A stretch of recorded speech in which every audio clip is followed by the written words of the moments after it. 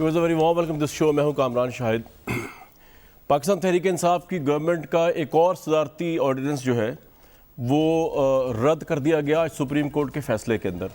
और अब supreme court ने जो फैसला दिया है उसकी रूह से इमरान खान साहब के चाहने ना चाहने के बावजूद, सदारती ऑर्डिनेंस के चाहने ना चाहने के बावजूद, बल्कि कहना ही चाहिए कि इमरान खान साहब के चाहने के बावजूद, सदारती ऑर्डिनेंस के चाहने के बावजूद जो हुक्म हमारे सामने आया है सुप्रीम कोर्ट का, उसके मुताबिक इलेक्शन जो है वो दस्तूर के मुताबिक होंगे और वो खुफिया होंगे।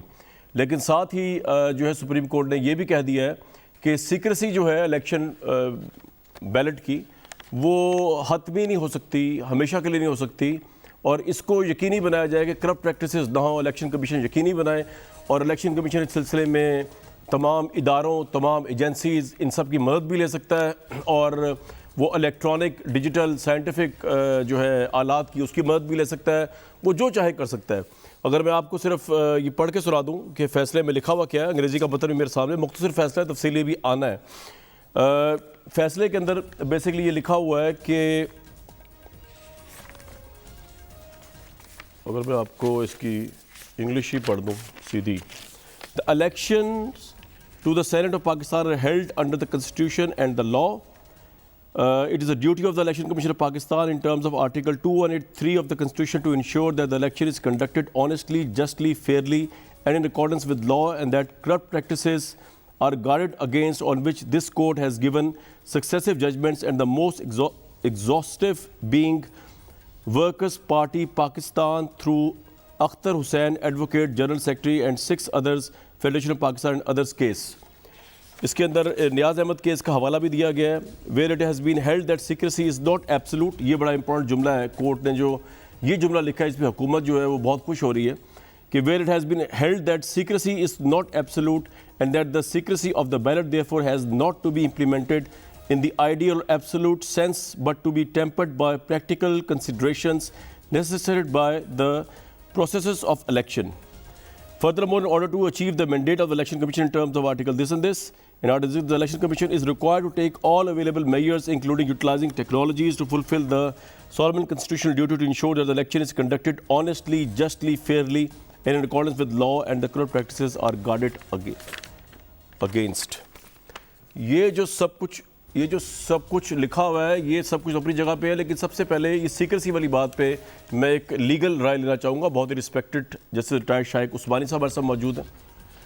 शाइक उस्मानी साहब को ज़रा रब्ता करने की कोशिश करें, कुछ जानने की कोशिश करें कि ये जो इन्होंने सुप्रीम कोर्ट, मौजूद सुप्रीम कोर्ट ने कहा है कि ये जो खुफिया वोट होता है ये हमेशा के लिए नहीं होता। ये बड़ी एक दिलचस्प सूरत हाल है, क्योंकि हम जानते हैं कि जनरल इलेक्शन में जब वोट पड़ता है, जो आप और मैं वोट कास्ट करते हैं कौमी असम्बली के लिए, पंजाब असम्बली के लिए, बराह रास्त वोटिंग जिसमें होती है, वो भी एक सीक्रेसी के तहत होती है और उसका भी जो सीक्रेसी है वो ताक़यामत रहती है।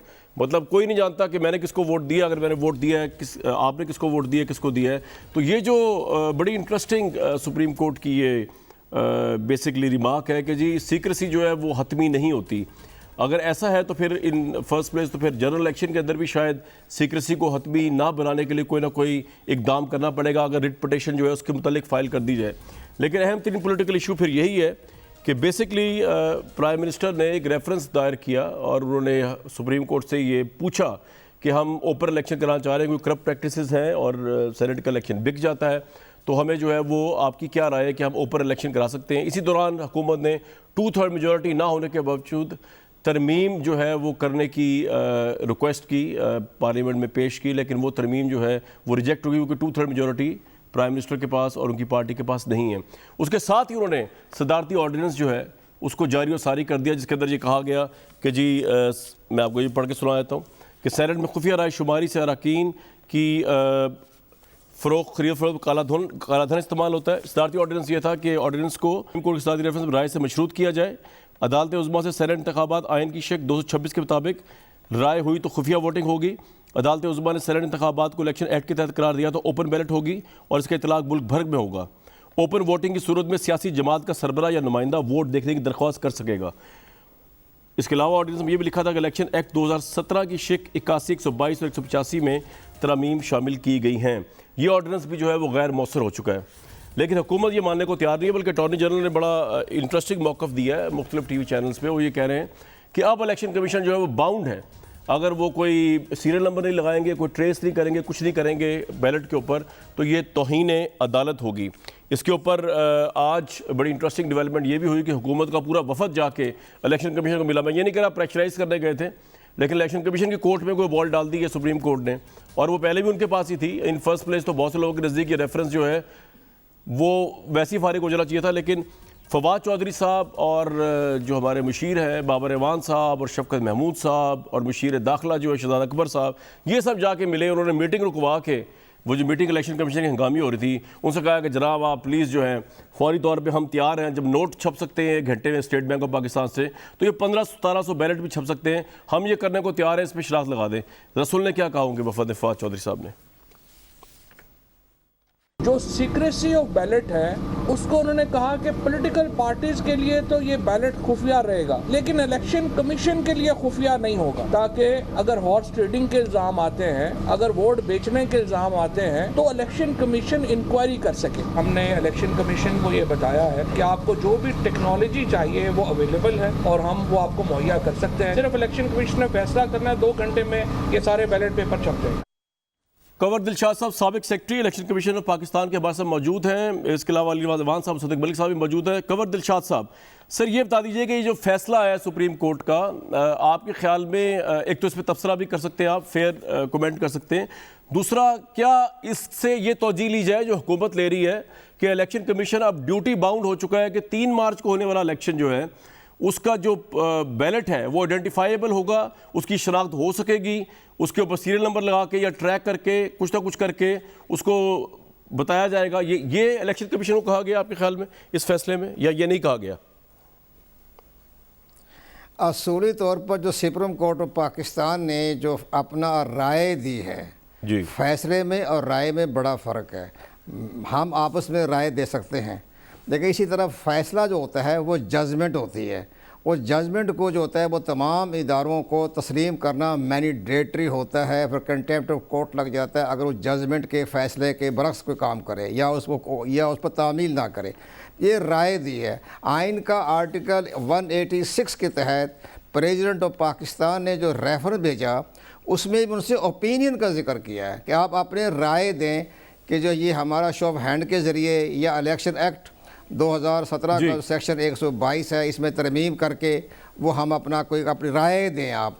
उन्होंने फ़ैसला नहीं लिखा, तो उन्होंने सुप्रीम कोर्ट ऑफ पाकिस्तान ने इंतहाई दानिशमंदी से अपनी राय दी है। अब राय को तस्लीम करना वो इलेक्शन कमीशन के लिए मैंडेटरी नहीं है। इलेक्शन कमीशन ऑफ पाकिस्तान भी कॉन्स्टिट्यूशनल इदारा ऐसे ही है जैसे सुप्रीम कोर्ट ऑफ पाकिस्तान है, उसके पास भी इख्तियारात वैसे ही हैं जैसे सुप्रीम कोर्ट ऑफ पाकिस्तान के पास है। इसीलिए सुप्रीम कोर्ट ऑफ पाकिस्तान में जो इलेक्शन कमीशन ने जो जवाब दाखिल कराया था उसमें उन्होंने कहा था कि जनाब आइन के आर्टिकल 226 में तरमीम किए बगैर कोई भी एक्ट या रूल जो है वो तब्दील करना गैर आइनी गैर कानूनी होगा।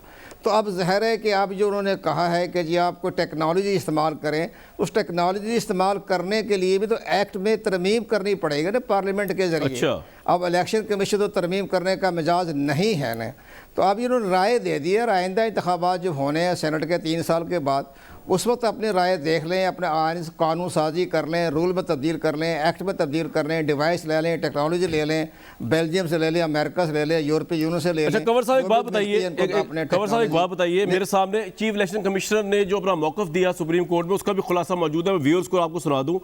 जब चीफ इलेक्शन कमिश्नर को बुलाया गया सुप्रीम कोर्ट में इसी हेयरिंग के दौरान, तो उनसे कहा गया कि ओपन क्यों नहीं हो सकता इलेक्शन, तो उन्होंने चीफ इलेक्शन कमिश्नर ने कहा कि बैलेट पेपर पर सीरियल नंबर नहीं होना चाहिए। ये चीफ इलेक्शन कमिश्नर की राय है जिनके पास मामला भेजा गया है, और नून लीग और हुकूमत ये कह रही है कि जब तो ये ड्यूटी बाउंड हो गया, लेकिन चीफ इलेक्शन कमिश्नर का दिमाग क्या है, वो उनकी इंटरप्रिटेशन क्या है, वो कह रहे हैं बैलेट पेपर सीरियल नंबर नहीं होना चाहिए, काबिल शनाख्त बैलेट पेपर की कानून में कोई गुंजाइश नहीं है। ये बड़ी इंपॉर्टेंट बात है। इलेक्शन कमिश्नर के जो चीफ हैं वो कह चुके हैं कि काबिल शनाख्त बैलेट पेपर्स की कानून में कोई गुंजाइश नहीं है। सुप्रीम कोर्ट माजी में भी बैलेट पेपर पर निशान लगाने को गैर कानूनी करार दे चुकी है। इंतखाबात से करप्शन खत्म करने का तरीकाकार एक्ट में मौजूद है, चीफ इलेक्शन कमिश्नर ने कहा, और हमने मॉनिटरिंग पॉलिटिकल फाइनेंस विंग को मजबूत किया है। तो कंवर दिलशाद साहब, ये तो इलेक्शन कमिश्नर के जो चीफ है वो तो ऑलरेडी कह चुके में हैं, तो क्या यही माइंड है और यही कानून है और यही इंटरप्रिटेशन है कि ये इलेक्शन जो है हुकूमत कुछ भी कहे, वज़रा कुछ भी कहें, वो जितना भी जा के मिले चीफ इलेक्शन कमिश्नर से, ये इलेक्शन जो है ये ट्रेसेबल नहीं होगा और ये इलेक्शन जो है ये खुफिया ही होगा? बाय ऑल मीन्स, पहले भी और बाद में भी, वोटिंग के दौरान भी और बाद में भी। जी कंवर साहब को मेरी आवाज आ रही है? कंवर साहब से जरा हाँ जी, आप बिल्कुल, आपका पॉइंट मैं सुन लिया जी। हाँ नहीं, दुरुस्त है, लेकिन उसमें हमारा कहने का मकसद ये है आपकी वसातत से कि इलेक्शन कमीशन पाकिस्तान ने आज डीजी, हमारी खबर के मुताबिक, इतला के मुताबिक, कि आज डीजी FIO को भी उन्होंने बुलाया है और चेयरमैन नादरा को भी इन्होंने बुलाया है कि ताकि उनसे कोई राय ली जाए, उनसे पूछा जाए कि इस टेक्नोलॉजी को, डिवाइस को हम कैसे बनाएं, कैसे करें। अब यह है कि 1 मार्च है आज, हमें अपने पुराने तजर्बे के मुताबिक, हम जब फेडरल सेक्रेटरी रहे हैं, हमने भी सेनेट के इलेक्शन 3-4 करवाए हैं, उसमें ये मामला होता है कि एक दिन पहले तमाम बैलेट पेपर चले गए हैं, बैलेट पेपर छप चुके हैं और बैलेट पेपर जो है वो मुतल्लिका रिटर्निंग ऑफिसरों को पहुंचा दिए गए हैं। तो अब ये कल का दिन है, 2 मार्च है, 3 मार्च को इंतखाब होना है, कोई डिवाइस बने, चेंज बने, कैसे करें, बैलेट पेपर कहाँ छपेंगे। अब इसलिए सारे मामला देखते हुए सबसे बड़ी अहम बात यह है कि राय है इसमें, आप इलेक्शन कमीशन के पास कौन सी जुरिडिक्शन है कि वो एक्ट में तरमीम करके या रूल में तब्दील करके जो है ये टेक्नोलॉजी कंवर साहब मेरे साथ ही रहिएगा, लिखे या बनाए, कैसे करें, सर मेरे साथ ही रहेगा, इनके इख्तियार में नहीं है। बिल्कुल ठीक, मेरे साथ रहेगा। बहुत इलेक्शन तो वही 3 मार्च को पुराने शेड्यूल के मुताबिक ही हो जाने हैं। बिल्कुल, लेकिन जो हुकूमत कह रही है कि हम 1500-1600 बैलेट पेपर्स का मामला है तो स्टेट बैंक के नोट भी हम रोज छापते हैं। कंवर साहब तो वो कह रहे हैं तो कोई मसला ही नहीं है, तो मसला तो कोई हो रहा तो नहीं चाहिए कि मसला है 1700 बैलेट्स को दिन रात जो है वो करके उसको बस ट्रैकिंग नंबर लगाना, कि ये प्रॉब्लम होगा आपके ऑफिस के लिए होता है। कंवर साहब, कंवर दिलशाद साहब को शायद मेरी आवाज, अली नवाज अवान साहब, सदीक मलिक साहब, आपको मैंने बताया ना अपना पॉइंट ऑफ व्यू कि इलेक्शन एक्ट में तरमीम करने के बाद ही इलेक्शन कमीशन उसको, ठीक है, आप सारी बात तरमीम पे ले गए, बगैर तरमीम के रूल में तब्दील करके वो कैसे उसको अपना डिवाइस चेंज कर सकते हैं। बिल्कुल ठीक है बैलेट पेपर, सर मेरे साथ ही रहिएगा, पॉइंट आ गया, कानूनी नुक्ता है ना ये तो। बिल्कुल ठीक है। अली नवाज अवान साहब, इसको किस तरह इंटरप्रेट किया जाए? आपकी ख्वाहिश थी कि आपके अपने मेंबर्स के मुतालिक भी चल जाए पता किसको वोट डाल रहे हैं, दूसरों के मेंबर्स के मुतालिक भी, खासतौर पर मेंबर्स, लेकिन आज जो है वो सदारती ऑर्डिनेंस जो है वो भी गैर मौसर हो गया। अटॉर्नी जनरल के दलाइल भी जो है कारगर साबित नहीं हुए, और फर्स्ट प्लेस एक अंडरस्टैंडिंग है जिसका आपको भी पता होना चाहिए था, आपकी लॉ टीम को, कि तरमीम किए बगैर ये नहीं हो सकता। 17 दिन वेस्ट किए हैं आपने, आपकी गवर्नमेंट ने, सुप्रीम कोर्ट ऑफ पाकिस्तान के। अब भी आप ये समझ रहे हैं कि ये मामला जो है ये डिसाइडेड नहीं है या डिसाइड हो चुका हुआ है आपके जहन में? थैंक यू कामरान भाई। तो मैंने कंवर दिलशाद साहब की राय सुनी, मैंने अपने उस्ताद कामरान शाही साहब की राय सुन ली। अब मैं अपनी राय दे देता हूँ इस फैसले के मुताबिक। उन्होंने कह दिया कि कोई भी बैलेट जो है वो अनलिमिटेड तक ट्रेसेबल इस तरह नहीं हो सकता कि वो हमेशा सीक्रेट रहे, वो ट्रेसेबल हो सकता। सीक्रेसी परमानेंट नहीं है जो उसमें कहा गया, तो उसका तरीका यही है कि आपको ट्रेसेबल करना पड़ेगा। उसमें कहा गया करप्ट प्रैक्टिसेस नहीं होंगी। तो उसके सामने बड़ी चीज़ क्लियर होके आ गई कि अगर मेरे 180 वोट हैं और जो मुखालिफ जमात है उनके 160 वोट हैं, अगर वो जीत जाती है तो इट मीन्स करप्ट प्रैक्टिसेस होंगी।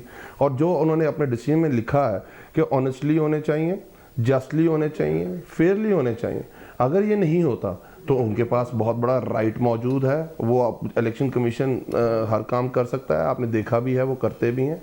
तो अगर किसी का ज़मीर जाग रहा है और वो समझते हैं कि वो ज़मीर जाग रहा है, तो ज़मीर इतना मजबूत होना चाहिए कि वो उठे और बताए कि मैंने किसको वोट दिया है।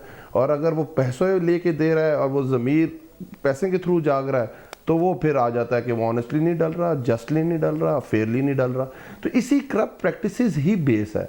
सुप्रीम कोर्ट के अंदर भी केस था और जिस पर बहुत सारे इसके ऊपर आर्गूमेंट यही हुए हैं कि क्या तरीका किया जाए कि जिसकी जो नुमाइंदगी बनती है उसी नुमाइंदगी के साथ वो सेनेट में उसको सीटें मिलें, और जो मुतनासिब नुमाइंदगी, देखें बाकी इलेक्शंस के अंदर मुतनासिब नुमाइंदगी नहीं होती, सेनेट इलेक्शंस के अंदर मुतनासिब नुमाइंदगी है कि पंजाब, बलूचिस्तान, KPK और इसके साथ फेडरल के साथ भी उनकी एक मुतनासिब नुमाइंदगी डिटर्मिन कर दी गई है कि सब बराबरी के तौर पे उसके सेनेट अपर हॉल के अंदर डील किया जाता है। ये हमारी एक इंटरप्रिटेशन है कानून की। आगे वो इलेक्शन कमीशन है जी, जंगल का सर। ये जो मुतनासिब नुमाइंदगी है, मुतनासिब नुमाइंदगी जो है ये सूबों की है, ताकि जो छोटे सूबे हैं जैसे बलूचिस्तान जो है वो पॉपुलेशन वाइज छोटा सूबा है पंजाब के, तो उसको कौमी असेंबली में तो वो रिप्रेजेंटेशन नहीं मिल सकती, 1 मैन 1 वोट है। इसलिए सेनेट को बनाया गया ताकि बलूचिस्तान और पंजाब बराबर हो जाए। ये पॉलिटिकल पार्टीज की मुतनासिब नुमाइंदगी नहीं है अंडर द कॉन्स्टिट्यूशन। और दूसरा जो आप ये फरमा रहे हैं कि ठीक कह रहे हैं। अब ये देखें ना, आपको मेरे सूबे में तरीके इंसाफ को नुमाइंदगी मिली है और 2/3 मेजॉरिटी है, उसकी वो नुमाइंदगी आपके सेनेट के अंदर भी रिफ्लेक्ट होनी चाहिए। मेरे एक मैनिफेस्टो पे मुझे मिली है ना, उसी मैनिफेस्टो की रिफ्लेक्शन सेनेट के अंदर आनी चाहिए ना, मुतनासिब नुमाइंदगी के समेत। तो अगर मुझे 10 सीटें हैं और मुझे 8 सीटें मिलती हैं, इट मींस वो जो 2 सीटें हैं वो उस चीज़ की रिफ्लेक्शन नहीं कर रही हैं। आगे इलेक्शन कमीशन जाने हैं। और अली भाई, मुझे तो एक बात समझ नहीं आ रही कि आपको इतना इनसिक्योरिटी क्या है। मतलब कि आपकी सारी पार्टी को प्राइम मिनिस्टर ने ये कह के कि जी हमारे लोग जो है वो बिक जाएंगे। मतलब आप हैं, अब मैं बादियुल नज़र में अगर मुझसे कोई राय ले आपके मुतालिक तो मैं कहूँगा आप एक ऑनेस्ट आदमी हैं, पार्टी से मतलब आपसे पॉलिटिकल डिफरेंस सारे हैं मेरे, लेकिन मुझे नहीं लगता कि आप बिकेंगे। तो इमरान खान साहब को अपनी पार्टी में इतना वो ट्रस्ट क्यों नहीं है कि वो बिक जाएंगे, कि वो अपनी पार्टी की वजह से पूरा उन्होंने ये बहुत से लोगों ने एक ब्लंडर किया, ऑर्डिनेंस भी गलत था, राय मांगनी भी गलत थी, ये काम ही पार्लियामान का है, पार्लियामेंट की अथॉरिटी भी आपने सबड्यू करने की कोशिश की। सुप्रीम कोर्ट ने भी खुद कहा कि जनाब हम पार्लियामेंट की राइट नहीं ले सकते, और उन्होंने फैसला भी वही दिया जो कानून में लिखा हुआ है, जिसके लिए हम 17 दिन वेस्ट भी किए। तो इतना प्रॉब्लम क्या है, कौन लोग हैं, क्यों नाराज है प्राइम मिनिस्टर से, जिनके ज़मीर जागे हुए हैं या वो करप्ट प्रैक्टिस में इन्वॉल्व है? आपकी पार्टी में कौन लोग हैं ऐसे? अच्छा कामरान भाई, ये तो मेरा पे है ना, मैं आपकी कौन सी राय मानूं? जो आपने मेरे बारे में राय दी मैं उसको मान लेता हूँ, और जो आपने मेरी पार्टी के बारे में राय दी मैं उसको नहीं मानता। अच्छा, ये बड़ी इंटरेस्टिंग बात है। यानी आप ये कह रहे हैं कि आपकी पार्टी के अंदर लोग जो है वो बिकने के लिए तैयार हैं। ये बड़ी इंटरेस्टिंग बात है। अच्छा, नहीं तो हुआ है, ये हुआ है। ओहो कामरान भाई, हम आंखें बंद कर लेते हैं ना। क्या ये केपीके के अंदर 20 मेंबर पाकिस्तान तहरीके इंसाफ उन्होंने पैसे नहीं लिए थे? लिए थे ना। मैं ये कह रहा हूँ कामरान भाई, मैं बात और मैं देखें, ये सिर्फ मैं नहीं कह रहा, ये पाकिस्तान पीपल्स पार्टी भी कह रही है, पाकिस्तान मुस्लिम लीग नून भी कह रही है, ये सीओडी के अंदर ये मिलके 22 जमातें ठीक है सर, ये आपका पॉइंट आ गया, सब ये कह रही हैं। और 2015 के अंदर नहीं, मैं तो आपको क्लैरिटी दे रहा हूं ना कामरान शाही साहब, कि आप समझ रहे तहरीके इंसाफ कह रही है। हाँ, तहरीके इंसाफ आज भी अपने मौकफ पे खड़ी है, और बाकी जमातें वोट को इज्जत देते, नोट को इज्जत देने लग गई। भाईजान, बात ये है कि आप आज ना जो है मेड माय डे, आपने ये इंटरेस्टिंग बात बताई कि तहरीक इंसाफ में आप हर एक पे ट्रस्ट ही कर सकते हैं, लोग बिकने को तैयार हैं आपकी पार्टी के लोग। लेकिन मैं 2 सवाल आपको मैं छोड़े जा रहा हूँ। किसी पे ये बात नहीं करता, देखें अली भाई, अब तो रिकॉर्ड का हिस्सा बन गया ना, आप छोड़ दें। मेरी बात तो सुन ले, मैं जा रहा हूँ मुसद्दिक साहब के पास। नहीं, मैं कोई इसके आप किसी का नाम थोड़ी ले रहे हैं, आप किसी का नाम थोड़ी ले रहे हैं। मैं ठीक है, आपने जनरल बात की है, but this is specific about your party. 2 सवाल आपके छोड़े जा रहा हूं। ये जो सुप्रीम कोर्ट ने भी कहा है और जो आप भी कह रहे हैं कि जी वोटिंग जो है हमेशा खुफिया नहीं रह सकती, तो जनरल इलेक्शन के अंदर जो हमारी वोटिंग है उसको भी फिर आप यहाँ कर दें, क्योंकि क्या पता पाकिस्तान तहरीक इंसाफ समझ रही हो कि डीएचए या लाहौर या पिंडी में लोग उनको वोट देंगे, वो वोट उनको ना दें। वो वोटिंग भी जो है ओपन होनी चाहिए कि उनके कारकुन उनको ही वोट दें, नंबर 1। नंबर 2, आप ये नहीं समझते कि अगर आप हफीज शेख को लगाएंगे, जिनके मुतालिक आपके लोग ओपन आके कह रहे हैं, वीडियो रिकॉर्ड कर रहे हैं, अभी सांगड़ के एमपी का आया हुआ है मेरे पास बयान, वो कह रहे हैं कि जी मैं इमरान खान के साथ कमिटेड हूँ लेकिन हफीज शेख को वोट नहीं दूंगा। आमिर लियाकत अली खान कह रहे हैं मैं इमरान खान के साथ कमिटेड हूँ, मैं हफीज शेख। आपको ये भी रियलाइजेशन नहीं हो रही कि आपने जिन लोगों से को खड़ा किया है, शायद वो लोग इस काबिल नहीं है आपके एमएलएस के नज़दीक उनको वोट दिया जाए। फिर जो इल्ज़ाम लगाए कि टिकटें बिकी है करोड़ों रुपए की, इसलिए शायद बदली हुई भी आपकी पार्टी में और उनके ज़मीर जागे। इसमें मैं बात करूँगा दोबारा। सदीक मलिक साहब, एक तो बड़ी अच्छी बात है कि इमरान खान साहब के रेफरेंस से उनकी ये नेक नीति साबित हो गई कि चले माजी में वो जो कुछ भी करते रहे, वोट ऑफ नो कॉन्फिडेंस में तहरीक इंसाफ शामिल थी, लोगों को खरीदा गया, ज़मीर खरीदे गया आपके खिलाफ, जो कुछ भी हुआ, सेनेट के चेयरमैन को भी इस तरह। लेकिन अब प्राइम मिनिस्टर ने लर्न किया है कि जी ऑनेस्टी से ही सेनेट का इलेक्शन होना चाहिए, ये एक बड़ी अच्छी बात है। और मेरा ख्याल से अगर सुप्रीम कोर्ट से राय दी है और अगर इम्प्लीमेंट मैंडेटरी नहीं भी किया, तो आप आगे बढ़ के सारे इमरान खान साहब का साथ दें कि जनाब ठीक है ऑनेस्ट इलेक्शन होना चाहिए, उसमें आपका ही फायदा है, इनका ही फायदा है। प्रॉब्लम क्या है सदीक साहब? देखें, हम अगर साथ भी दें, और जैसा कि पहले बहुत मरतबा ये कहा है कि अगर शफाफियत बढ़ाने के लिए कोई आइन में तरमीम करने की ज़रूरत है तो हम उसको ज़रूर आगे बढ़ाएंगे, मगर उसका एक तरीक़ाकार है।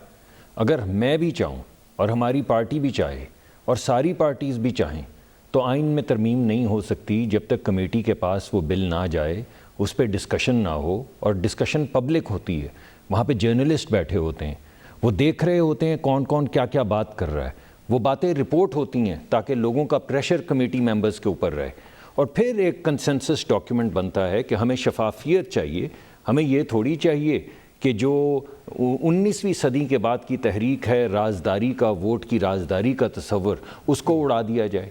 यानी अगर मान लेते हैं, मैं अली अपना मेरा भाई है, छोटा भाई है मेरा, मैं इसकी बात मान लेता हूँ कि अगर इनको खौफ करप्शन से है और अपनी पार्टी की करप्शन से है, क्योंकि पहले आपने वोटों की गड्डियों के पीछे देखे हैं पीटीआई के लोग, हम मान लेते हैं ये बात का ये ख़तरा है।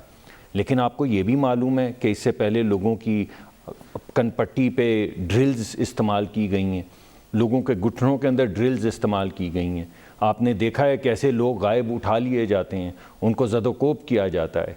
आपने ये भी देखा है कैसे लोगों पे नैब के मुकदमात बना दिए जाते हैं। आपने ये भी देखा है कैसे लोगों के कारोबार बंद कर दिए जाते हैं। तो फिर अगर खुफिया राय शुमारी या राजदारी नहीं होती और लोग वोट देते हैं, तो फिर उनको तमाम कॉन्सिक्वेंसेस जिनका मैंने जिक्र किया है, जिनका मॉनेटरी करप्शन से ताल्लुक़ नहीं है, वो उनको फिर सहने पड़ेंगे। तो अब आप एक इंसान को ये कह रहे हैं कि तुम वोट करो, लेकिन हमें मालूम है कि तुमने किसको वोट किया है। और अगर तुम्हें उल्टाया जा सकता है, या तुम्हारे बच्चे बच्चियों की वीडियो दिखाई जा सकती है, या तुम्हारा कारोबार तबाह किया जा सकता है, तो अब याद रखो कि अगर हमारी मर्ज़ी के मुताबिक तुमने वोट नहीं किया तो ये तमाम चीज़ें होंगी। अब इसको बैलेंस करने के लिए एक बाकायदा फोरम है, आइन में तरमीम करने के लिए साहब, आप तो बड़ी बाकायदा एक खतरनाक फोरम है, पिक्चर पेश कर रहे हैं कि मेंबर कौमी असेंबलियों को डराया जाता है वीडियोस के जरिए, उनके बच्चों को ज़ोदोकोब करने के जरिए कि जी आप ये मैं जी नहीं, आप देखिए, आप कामरान शाहिद साहब आपके अपने सहाफ़ी हैं इस्लामाबाद में, उनको ज़दोकोब नहीं किया गया, उठाया नहीं गया, जिस पे वज़ीर आज़म ने कहा कि मुझे तो मीडिया से पता चला कुछ दिन के बाद, और फिर जब मैंने लेकिन सही साहब, मैं आपसे एक सवाल पुट करता हूँ। आप भी सेनेटर हैं, आप ठीक, वो मुझे पता है, आप सेनेटर हैं। अगर आपके इलेक्शन के अंदर आपको नून लीग ने खड़ा किया होता और यही पीटीआई या पीपल्स पार्टी दूसरी पार्टियां साजिश करके आपके वोट जो चुरवा लेती, ज़मीर जाग जाता उसके नाम पे, तो फिर आप तो आज सेनेटर ना होते। तो ये बेहतर नहीं है कि जो पार्टी जिसको खड़ा कर रही है उसको कम से कम उसको वही मैंडेट मिले? लिविंग असाइड द टेक्निकलिटीज, मैं एक मॉरल पॉलिटिकल क्वेश्चन पूछ रहा हूँ आपसे। नहीं, आप ज़रा समझने की कोशिश करें कि कोई भी पार्टी ये नहीं कह रही कि शफाफियत नहीं होनी चाहिए।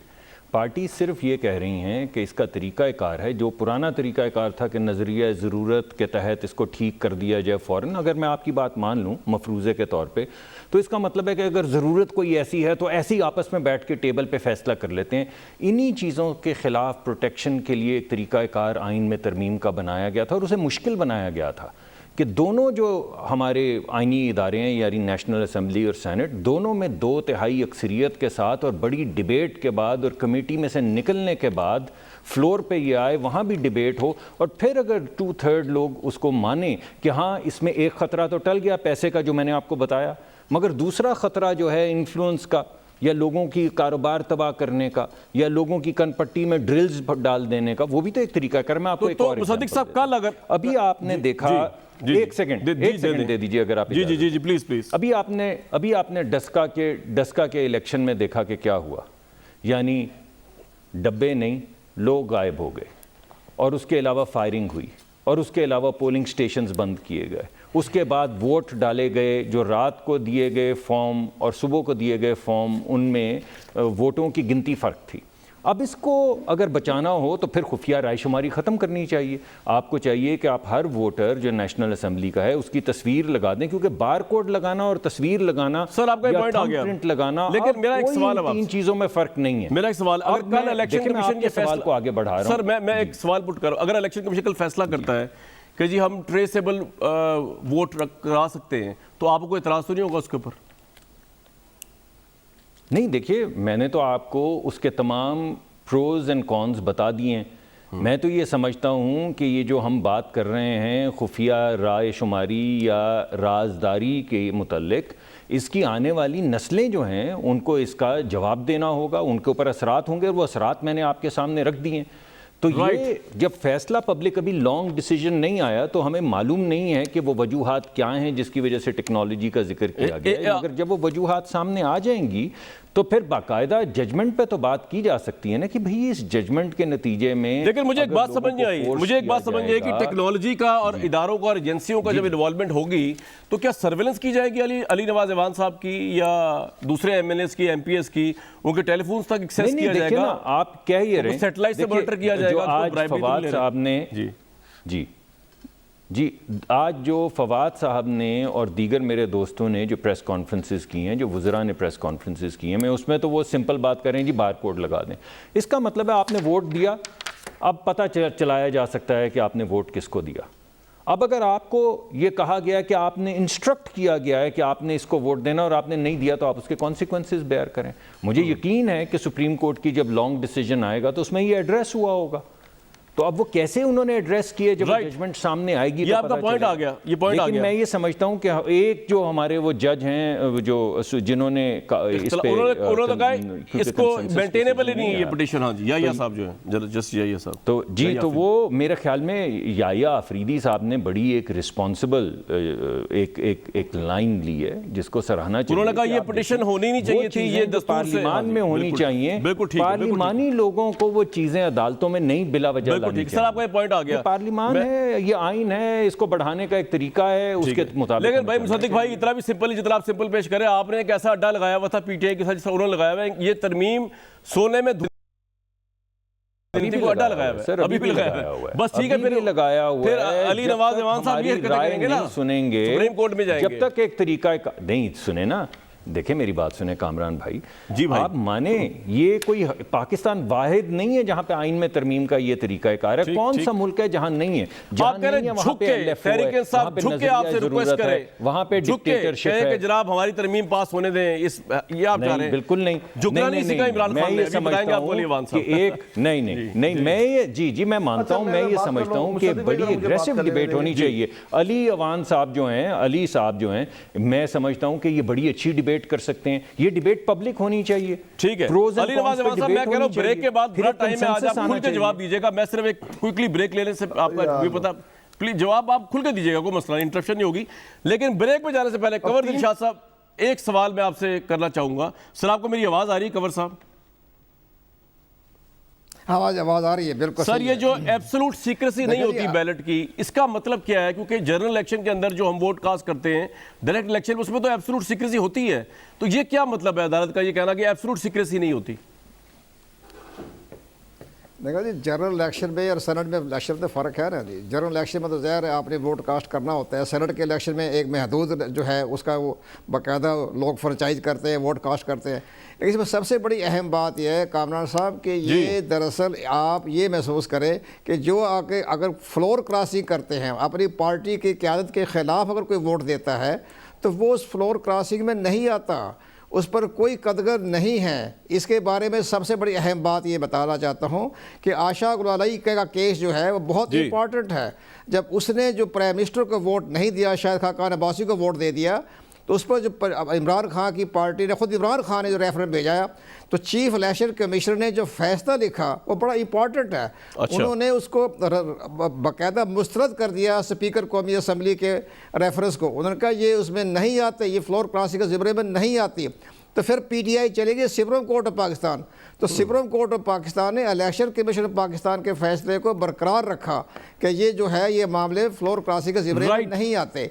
तो आप ये जो हमारे अगर लोग जो है वोटर्स हजरात हैं या हमारे MNA जो है, अगर वो चले भी जाए, MP भी चल जाए, अपनी पार्टी की क़यादत के खिलाफ फैसला दे दें या वोट कास्ट सर आपका फ्लोर आपका पॉइंट आ गया। आपका मैं ब्रेक में जा रहा हूँ, लेकिन बड़ी अजीब गरीब सिचुएशन है कि तहरीक इंसाफ को एक धड़का लगा हुआ है क्योंकि पार्टी जो है उनके कैंडिडेट्स को शायद खास तौर पर हफीज शेख को वोट नहीं देगी।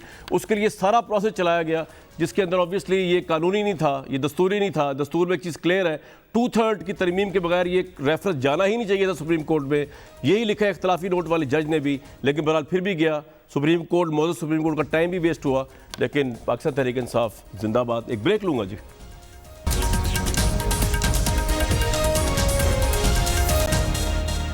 सुप्रीम कोर्ट की राय आ चुकी है जिसके अंदर खुफिया राय शुमारी से सेनेट का इलेक्शन होगा और इलेक्शन कमीशनर को कहा गया है कि आप तमाम तरीके इस्तेमाल करें जिससे आप इस इलेक्शन को शफाफ बनाएं। ये वैसे दस्तूर में भी लिखा हुआ है कि तमाम तरीके इस्तेमाल किए हैं, कोई नई बात नहीं है, इसमें लिखा हुआ है। और सुप्रीम कोर्ट मौजूद सुप्रीम कोर्ट ने जो इसको रीअसर्ट किया है, it shall be the duty of the election commission to organise and conduct the election and to make such arrangements as are necessary to ensure that the election is conducted honestly, justly, fairly and in accordance with law and that corrupt practices are guarded against.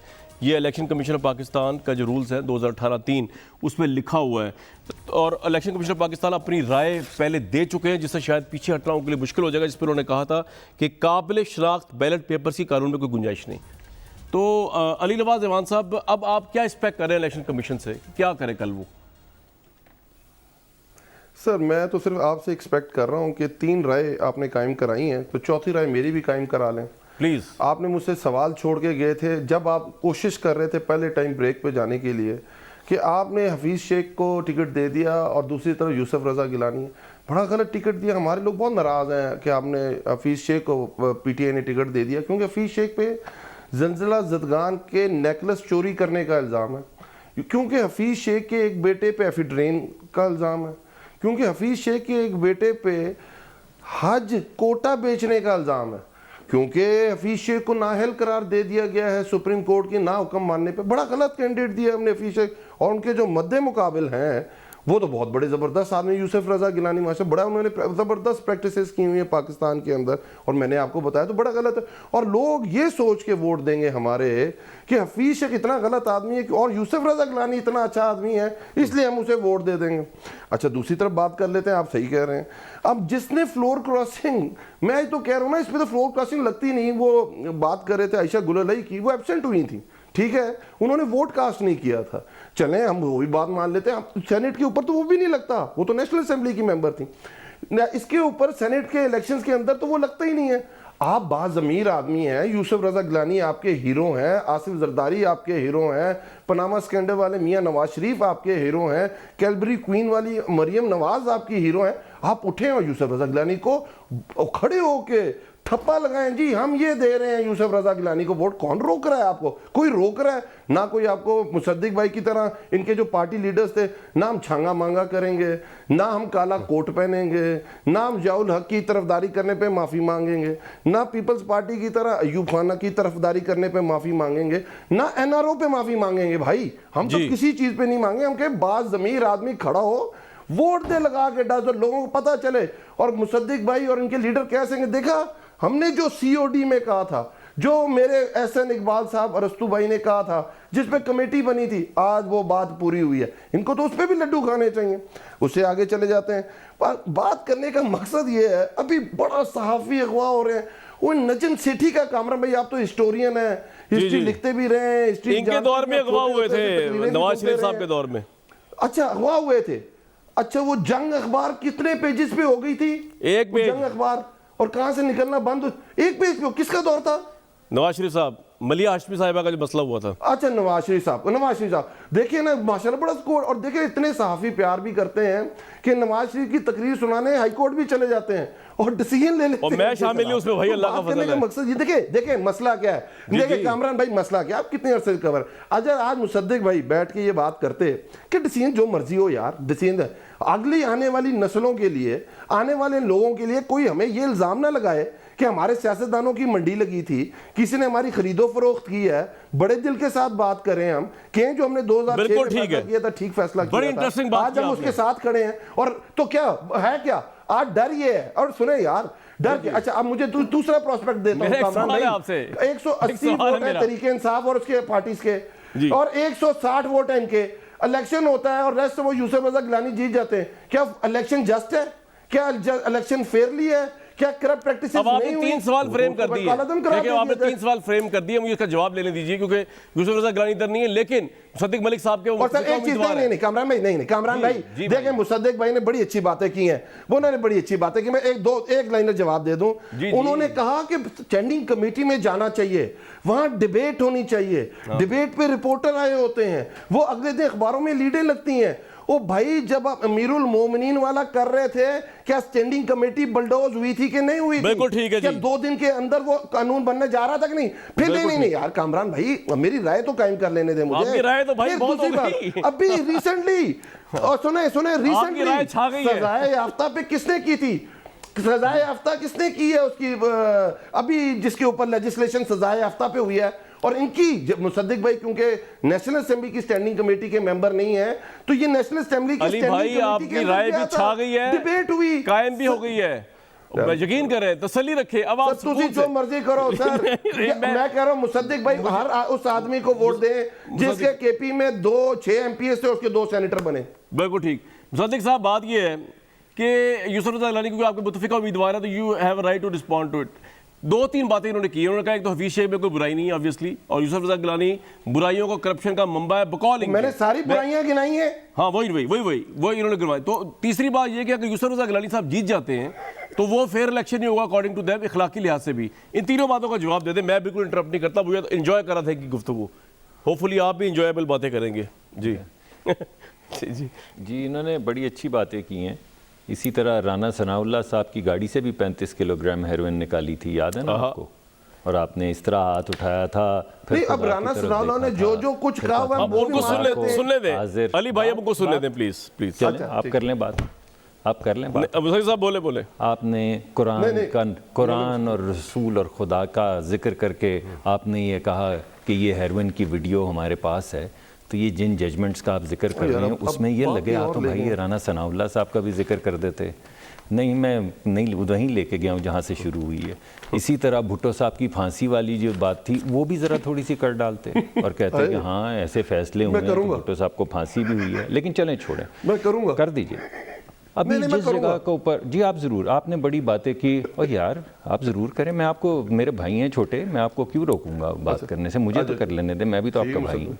सही। उसके अलावा जी जिस जगह से note निकलते हैं, अगर आगे नोटों की गड्डी पड़ी हो तो पीछे पीटीआई खड़ी होती है, अगर पीछे नोटों की गड्डी हो तो आगे पीटीआई का बंदा खड़ा होता है।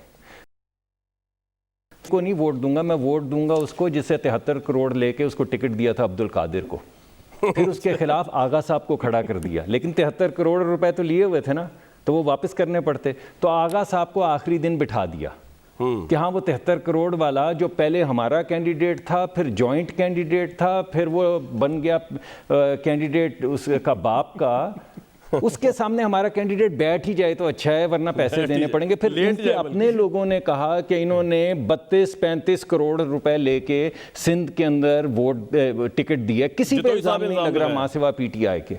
ये ईमानदारी की बातें करने वाले, ये चीनी की चोरी होती तो इनके लोग बाएं तरफ निकलते हैं, अगर आटे की चोरी हो तो दाएं तरफ निकलते हैं, अगर दवाइयों की चोरी हो तो उसको ये वजीर, उसको पार्टी का जनरल सेक्रेटरी बना देते हैं। और अपने बेटे को हमारी दफा कितनी ले दे करते थे। एक वजीर ने अपने बेटे को सर $3000 मिलियन का बंद का ठेका बनाना दे दिया अपनी वजारत में। सीपैक उनके नीचे आता है, उन्होंने अपने ही बेटे को दे दिया। गिलानी साहब के सवालों का जवाब दे दे। गिलानी साहब पे तो आपने इल्जाम लगाए थे, ये हार चुरा लिया अर्थक्वेक वालों का, वो कर लिया, अब दाएं हाथ से बाएं हाथ का पता चलता, तो अब आप वही आपके मुतफिका उम्मीदवार हैं। जी जी, ये कह रहे हैं वाली लवाजमान साहब। अभी ठीक है, मगर वो पेट्रोल चोर, इन्होंने इतनी चीज़ों का जिक्र किया, मैं आ रहा हूँ, पेट्रोल चोरी का, वो लोग जिनके बिजली के कारखाने हैं वो बिजली की पॉलिसियाँ बना रहे हैं, लेकिन चलें छोड़ दें, गिलानी जाते हैं भाई। ये फैसला तो उन लोगों ने करना है ना, इलेक्शन के अंदर अगर आप जाते हैं तो फैसला तो लोगों ने करना होता है ना। अली भाई आपको भी तो लोगों ने वोट दिया ना, वो अली भाई इतना हंस क्यों रहे, वो लतीफे थोड़ी सुना रहे हैं आप, वो मैं इस वजह से अगर आपकी बात ठीक है तो लोग वोट नहीं देंगे, और अगर आपकी बात गलत है तो लोग वोट देंगे। इसका एक ही तराजू है और वो है वोट। लोगों के सामने आप अपने आप को पेश करते हैं, लोग फैसला करते हैं कि वो, लेकिन सर वोट डालेंगे किस तरह, यही मसला तय नहीं हो रहा की बात माने। मुसद्दिक भाई ये मसला तय नहीं हो रहा कि वोट डालेंगे कैसे। वोट डालने के तरीके, हाँ जी, मैंने वोट डालने वाली उसमें मामले पे तो बड़ी साफ और शफाफ आपको बात बता दी कि इन्होंने एक मुकदमा रखा कि ये ऑर्डिनेंस के जरिए हो सकता है, सुप्रीम कोर्ट ने कहा नहीं हो सकता। इन्होंने कहा कि ये किस तरह होगा, सुप्रीम कोर्ट ने कहा कि कॉन्स्टिट्यूशन के तहत होगा। कॉन्स्टिट्यूशन क्या कहता है कि तमाम इलेक्शन, तमाम, सेनेट का नहीं सर, सेनेट का नहीं, तमाम इलेक्शन जो आइन के तहत होते हैं, जिसमें नेशनल असेंबली, प्रोविंशियल असेंबली और सेनेट है, तीनों इलेक्शन खुफिया राय शुमारी के जरिए होंगे। ठीक है। अब अगर ये समझते हैं कि सीक्रेट नहीं होना चाहिए, तो उन्होंने तो कमेंट्री दी है आर्टिकल 226 पे। इसका मतलब है कि प्रोविंशियल और नेशनल असेंबली के भी तमाम इंतखाबात जो हैं वो तस्वीरें लगा के या बार कोड लगा के होंगे। तो अगर करना है, मैं भी यही कह रहा था, मैं ये अली नवाज साहब क्विकली, इससे पहले ब्रेक पे जाऊं, एक मिनट, आप हंस क्यों रहे हैं इतना भाई? अगर मैं बोल लूं, जी जी बोले, जल्दी बोले, वक्त मैं कम है आशीष जरा। ले रहा हूँ। मुसद्दिक भाई ना हमेशा अच्छी जस्टिफिकेशंस देते हैं। मुसद्दिक भाई मेरे बड़े भाई हैं और हमेशा आज मुसद्दिक भाई थोड़ा सा हेलो जी जी भाई, आ रही है आवाज़ आपकी। हेलो हाय बोले जी। मैं तो हमेशा, आज उन्होंने जस्टिफिकेशन यूसुफ रजा गिलानी को वोट डालने की ये दी कि क्योंकि सराज आगा को बिठा दिया गया है और बाप के कैंडिडेट सो कॉल्ड उसने 73 करोड़ रुपया लिया है। नहीं, तो राना उन्होंने कहा कि सनाउल्लाह की comparison गाड़ी से draw किया 35 जाए। किलो हेरोइन भी उन्होंने निकाली ना कंपैरिजन भाई। ड्रॉ किया। अब मुसद्दिक भाई, अब तो मुसद्दिक भाई अब तो ना करें ना, अब आप मुझे बात करने देना। सर वक्त खत्म हो गया, ब्रेक का, justification ब्रेक आ बनती गई है, ब्रेक आ गई है। मैं तो हैरान हूँ आप दोनों की अदाएं देख देख के, और इन अदाओं पे मजीद गुफ्तगू करूंगा मैं, जो आप दोनों की अदाएं हैं। और सबसे अहम सवाल जो है, जिसको डिच कर दिया, डॉज कर दिया अली नवाज अमान साहब ने, कि भाई कल आप एक्सेप्ट कर लेंगे बड़े हार्ट के साथ कि अगर इलेक्शन कमीशन ने ना मानी वो बात जो हुकूमत चाह रही है, और उसको माननी भी नहीं चाहिए, वो हर बात जो हुकूमत चाहती है वही करना चाहिए जो क्रेडिबल है। एक वक्फे के बाद सुप्रीम कोर्ट ऑफ पाकिस्तान ने जनाब बड़ी ज़बरदस्त राय दी है। उन्होंने कहा खुफिया राय शुमारी ही होगी सेनेट के इलेक्शन के लिए, ऑब्वियसली कानून में तरमीम करनी पड़ेगी। सारा मामला चला गया इलेक्शन कमीशन ऑफ पाकिस्तान के पास। अटॉर्नी जनरल हुकूमत जो है वो फुली प्रेशर डालने की कोशिश कर रहे हैं कि जनाब आप ट्रेसेबल करें, सीरियल नंबर लगाएं, नोट छप जाते हैं तो ये भी छप जाएगा। लेकिन अब मामला इलेक्शन कमिश्नर साहब के ऊपर है, जो ऑलरेडी कोर्ट में कह चुके हैं कि तरमीम किए बगैर काबिल शनाख्त बैलेट पेपर के कानून में कोई गुंजाइश नहीं। ये वो credible opinion chief election commissioner uphold किया है, और उनकी फेयरनेस का तकाजा ये है कि वो अपनी पोजीशन पे अब स्टैंड करते हैं या उनकी पोजीशन जो है वो थोड़ी चेंज होती है। ये एक बहुत बड़ा सवाल रहेगा आइंदा आने वाले वक्तों के लिए। कल तक के लिए दीजिए इजाज़त।